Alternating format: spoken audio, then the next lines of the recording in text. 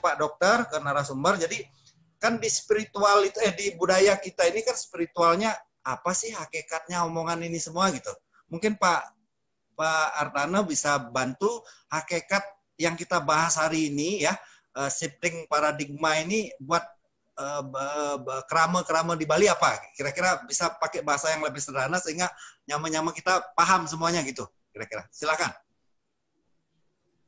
Ya. Terima kasih Rai dan Raden. Ya. Itu tadi gambaran bagaimana gambaran ekonomi Bali ya, yang di luarnya wah kelihatan gitu loh. Sampai 75T. Ternyata 75T itu uangnya banyak berhamburan keluar gitu loh, terbang dia. Betul. Ya. Balik keluar. Yang tentunya kita di Bali itu harus jengah deh. Jengah. Jengahnya yang bagaimana? Di Bali itu mempunyai daya tarik budaya. Tetap jengah kita tuh budaya kita itu kita pakai untuk menarik orang luar untuk datang ke Bali. Tetapi jangan sampai merusak budaya yang di Bali itu yang sudah ada. Betul. Sekarang kita akui terbangnya pendapatan di Bali itu keluar yang banyak itu hampir 80% itu. Karena kepemilikan hotel-hotel apapun itu pendukung pariwisata yang gede-gede kebanyakan milik dari luar, kebanyakan gitu ya. Kita saudara-saudara kita itu termasuk saya ini hanya sebagai pekerja. Sehingga mendapat upah ongkos berat seperti apa yang dikatakan oleh Rai itu ongkos berat kita ya yang dapat 20% itu. Nah, kalau memungkinkan sih kita itu berusaha untuk membuat yang gede juga. Tetapi mampukah rakyat Bali begitu kan gitu ya? Kita rasanya sekian tahun itu kita belum bisa untuk mengganti semua itu yang sudah gede-gede itu ya. Hotel gede kita langsung bikin hotel dari masyarakat Bali gitu ya. Kalau bisa, mari kita bikin yang kecil-kecil ya dulu. Yang disenangi oleh pariwisata. Apa yang disenangi dari budaya kita itu? Sisinya itu, paradigma kita itu harus kuat. Paradigma apa yang kita pakai? Apakah kita bisa mengambil paradigma di spiritualnya, pariwisata itu?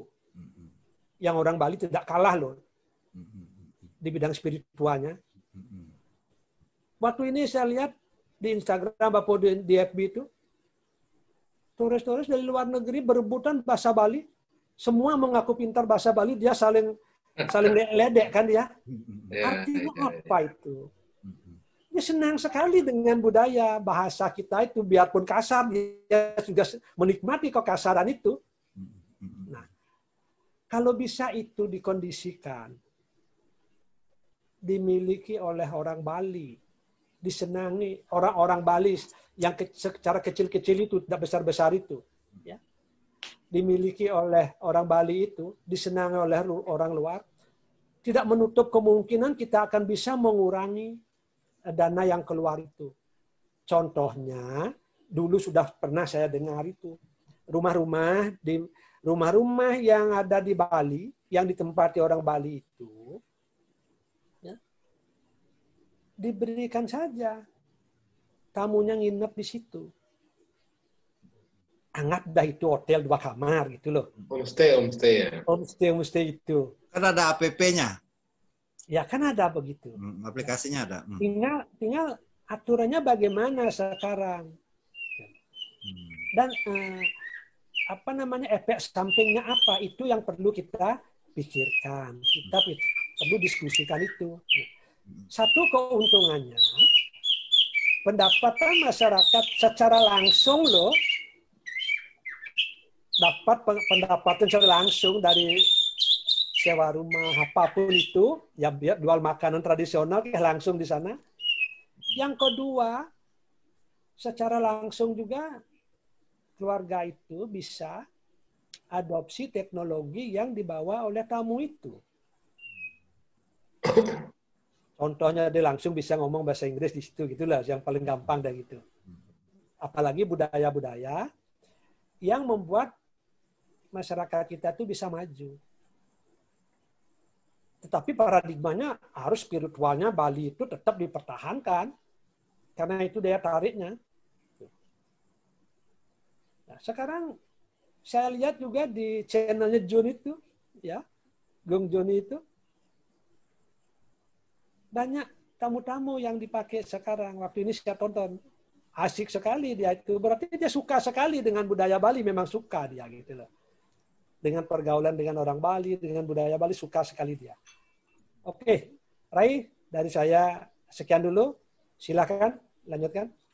Oke, sebelum ke Pak Tarden ya, mungkin saya tambahkan sedikit. Jadi kan kita bahas ini sosial ekonomi yang lebih fokus ya. Nanti otomatis transportasi sama kesehatan sama infrastruktur itu akan nyambung. Nah, balik lagi ke data UMR, anggap di bawah UMR tadi. Jadi data itu anggap seperti itulah, walaupun tidak valid ya. Jadi kira-kira anggap Bali itu dikelola secara profesional ya, dividennya rendah sekali. Nah, caranya adalah mungkin saya usul buat kurikulum mulai dari sekolah. Ini saatnya pandemi ini disruptif, kita berubah, jengah ya orang Bali, benar-benar kuasai teknologi perkebunan, sehingga bukan hanya orang Bali yang merasakan ekspor keluar pulau dan keluar negeri. Begitu juga perikanan. Perikanan itu bukan hanya kirim ikan gelondongan yang masih mentah, tapi kirimlah yang sudah diproses, barangkali ber-added value deh. Kira-kira seperti itu yang menghasilkan devisa lebih besar. Saya rasa orang Bali sudah siap bekerja efektif profesional seperti itu ya. Nah, yang saya mau katakan adalah ini soal alkemi ya, alchemy lah ya. Ini belajar dari mungkin di YouTube atau di channel di medsos tuh banyak ada gimana orang Yahudi mulai awal itu karena sedikit, pulaunya sedikit terusir, terus jengah, sehingga dia diasporanya itu luar biasa dari seluruh dunia. Nah, sekarang mereka kuasai elit global itu 1% penduduk dunia itu hampir semuanya orang mereka ya. Karena itu orang Chinese saya lihat jengah ya, orang Chinese jengah sehingga Chinese bisa maju seperti sekarang. Nah, saatnya orang Bali juga ya nggak usah terlalu tinggi. Jadi gimana caranya kalau terjadi hal pandemi seperti ini lagi, paling tidak orang Bali siap secara finansial gitu loh, Pemdanya atau apapun namanya, otoritasnya, semuanya siap. Jadi tingkat kesejahteraan udah bagus, anggap setahun pun terjadi siap, malah kita belajar lebih banyak. Nah, yang saya mau katakan adalah bisa nggak misalnya kita duduk bersama ya, Pemda, swasta maupun masyarakat yang dianggap perlu, coba bicara soal ini. Contoh yang saya sebut alkemi itu misalnya Indomaret, Alfamart, itu orang Bali kalaupun punya hanya 5% loh. Kira-kira betul ya, 5% sisanya tuh diorganize oleh konglomerasi. Nah, maksudnya itu contoh kecil. Nah, yang saya mau katakan yang lagi mungkin kita bisa buat aplikasi platform financial instrument gitu, barangkali contoh yang saya mau katakan, misalnya kita kirim devisa deh dari Bali ke Australia. Itu semuanya melalui ke negara Swiss dulu, ke Basel. Jadi harus bayar dulu berapa baru nyampe ke Australia. Jadi itu yang lola itu orang-orang pintar semua. Seluruh dunia dimanapun kalau kita bekerja ngirim transfer falas itu melalui itu gitulah. Nah, saya yang mau katakan boleh nggak di Bali ke depan buat aplikasi misalnya semua investor melalui satu badan apa Pemda atau apa wajib masuk ke sana. Nah, di situ dikembangkan itu yang dipakai tabungan buat orang Bali ke depan. Walaupun kecil nilainya. Terus diaspora orang Bali misalnya kan banyak juga yang maju ya, sama seperti orang Minang, orang Batak itu kan orang Yahudi, orang Chinese. Banyak suku bangsa itu maju karena dia merantau. Jadi merantau itu maju, cuman dia masih ingat sama daerahnya. Ya, saya ajak teman-teman diaspora ya semuanya, coba kali ini kita lihat pulau kelahiran kita atau oke ya. Nah, yang saya mau katakan adalah udah saatnya ini kita berpikir serius soal ini. Walaupun kecil, berbentuk aplikasi. Kan banyak juga orang Bali yang paham IT atau apa ya, tapi tetap tanpa melanggar hukum. Nah, contoh misalnya pajak ya, kita bicara pajak. Kita ini dipungut pajak semua, tapi pajak itu kan dipergunakan oleh pemerintah pusat, sebagian balik ke Bali. Nah, maksud saya sebagian itu untuk membiayai utang luar negeri juga. Jadi itu sebenarnya sudah ada upayanya. Cuman maksud saya ke depan Bali harus buat serupa dengan itu tanpa memberatkan, sehingga orang Bali punya tabungan, punya investasi. Nah, diaspora itu tadi mungkin bisa kumpul seperti gerakan 1000 Minang di orang-orang saudara kita yang orang Minang, dan gerakan lainnya. Gimana Avatar Dan atau Dr. Ratana melihat ini semua gitu? Saya rasa itu. Oke, baik. Jadi menurut saya ini juga satu gagasan yang penting untuk ditindaklanjuti ya. Jadi bagaimana kita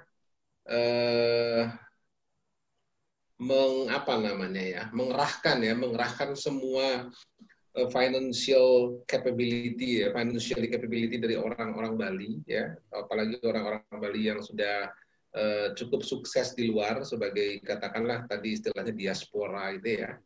Jadi mereka supaya bisa lebih memfokuskan untuk mempergunakan kesejahteraan atau katakanlah aset yang dia miliki untuk bisa membangun Bali gitu loh. Jadi orang-orang Bali yang sukses di luar ini kan memang karena mereka memiliki ketekunan, mereka memiliki etos kerja yang bagus, kemudian mereka juga memiliki kecerdasan, sehingga akhirnya berhasil lah di luar.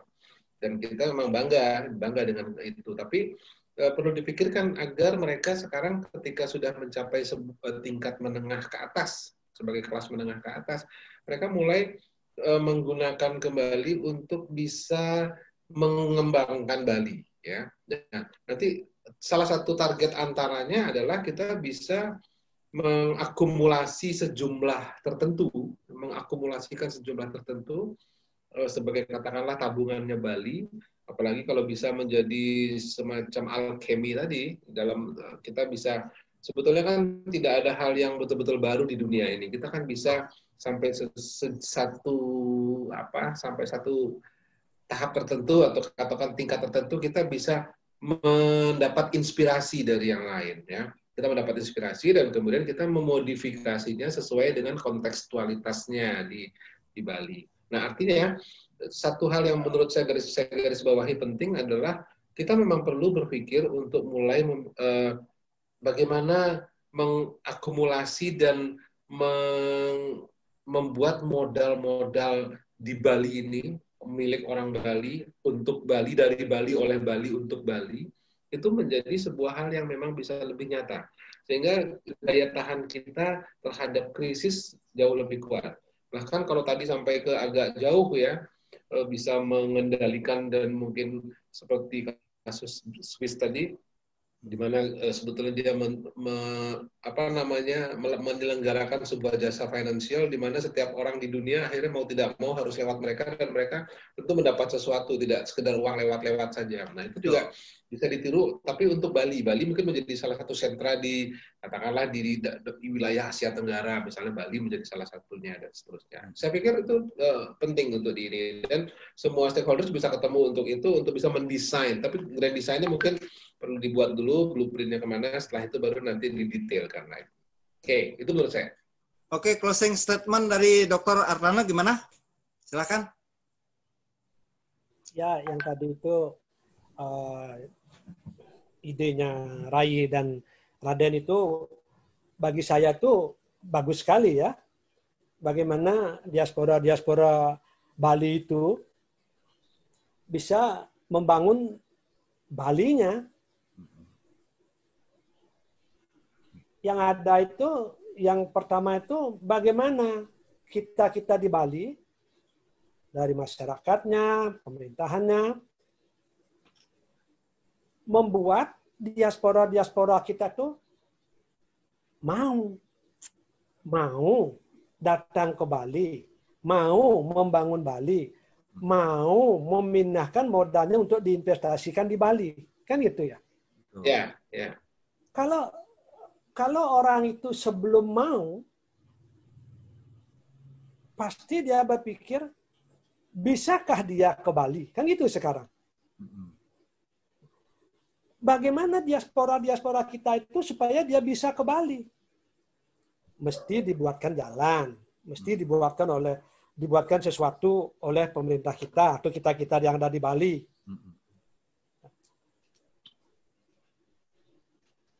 Setelah dia ini bisa, kan ada lanjutannya. Mampukah dia sekarang? Kalau 3 itu bisa, boleh, dan mau, klop semuanya itu. Benar. Diberikan oleh masyarakat Bali dan pemerintah Bali. Keyakinan saya, siapa sih yang tidak mau kalau diberikan yang begitu? Jelas, diaspora-diaspora kita itu akan mau karena dia dapat kemudahan-kemudahan ataupun keuntungan ataupun kepraktisan yang sudah diberikan oleh pemerintah kita dan masyarakat kita. Oke.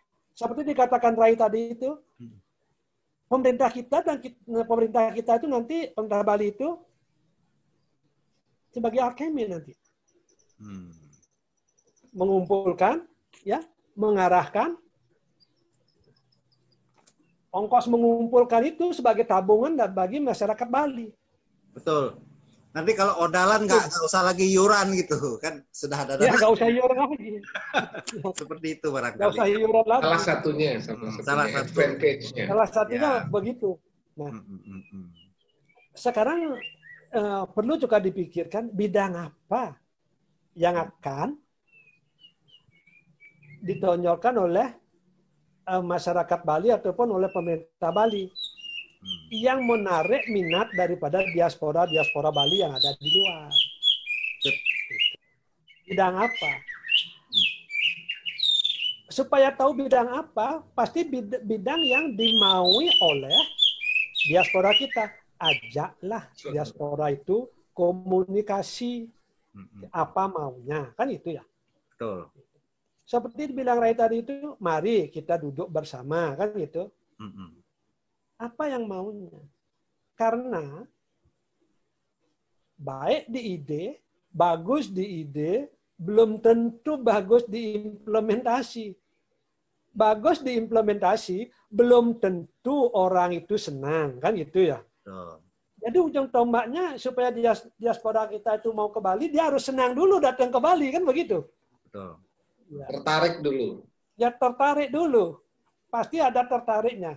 Oke Rai, dari saya sekian aja. Oke, jadi artinya penutup biar pemirsa paham sekali lagi. Jadi ini baru tahapan ide. Alkemi itu dibangun ratusan tahun ya. Saudara-saudara kita di luar negeri yang bisa begitu ratusan tahun sejarahnya. Ini kan Society 5.0, saya ajak generasi muda Bali berpikir di mana kita bisa membangun sistem seperti itu. Kalau ada ide boleh kasih komen atau langsung ke pemerintah Bali atau ke komunitas-komunitas masing-masing. Jadi intinya dengan melakukan perubahan paradigma, kita dapat mengetahui sudut pandang yang baru dan punya konsep baru untuk kemajuan kita bersama. Saya rasa begitu. Gimana Pak Tarden?